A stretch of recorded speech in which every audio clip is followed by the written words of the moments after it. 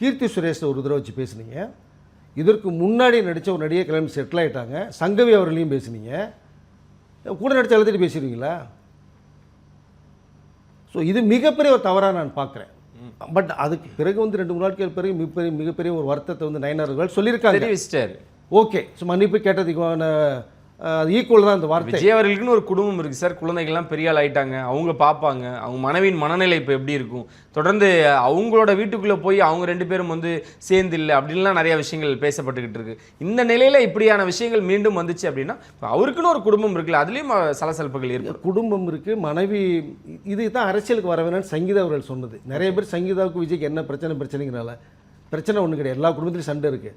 அரசியலுக்கு போனால் தேவையில்லாமல் கண்ணாம்பண்ணான்னு பேசுவாங்க, குடும்பத்தை இழுப்பாங்க, அவர் கூட நடித்த நடிகையிலையும் இழுப்பாங்கன்னு சங்கீதா அவர்கள் சொன்ன விஷயம் இருக்குது. ஸோ இந்த நேரத்தில் நான் பதிவு பண்ண விரும்புகிறேன்.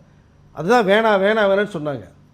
விஜய் அவர்கள் சொன்னது மக்கள் கொடுத்தது. நான் இதான் மக்களுக்கு போன நாட்டுக்கு போனேன். சும்மா வாங்கி பூட்டி வச்சுட்டு ஃபாரின் சுற்றினா போதுமா? தேவையில்லை. அங்கேயும் மிகப்பெரிய வார் நடந்தது.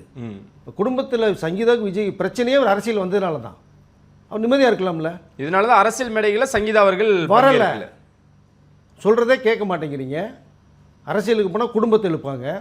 இந்த பிழுத்துட்டாங்களா, தேவையில்லாமல் குடும்பத்தில் இல்லைங்கிறீங்க. எங்கள் அப்பா அம்மா வர்றாங்க, பிளெஸ்ஸிங் வாங்குறாங்க, எதிரில் உட்காந்துருக்காங்க. அவர் ஆசீர்வாதத்தோடு தான் மேடைக்கு போகிறாரு, கட்சியில் பேசுகிறாரு. அது குடும்பமாக தெரியலையா உங்களுக்கு? அப்பா அம்மா பொண்டாட்டி பிள்ளைய கூப்பிட்டு வந்து வரிசையில் அது என்ன பேசுகிறோன்னா குடும்ப அரசியல். அடுத்து சங்கீதா கூப்பிட்டு வந்துட்டான்னு சொல்லுவீங்கல்ல. எங்கள் இப்படி பண்ணாலும் தப்பு, இப்படி பண்ணாலும் தானே ஒரு மனுஷன் என்ன தான் பண்ண முடியும்? ஆனால் விஜயை பற்றி கவரே பண்ணலங்க.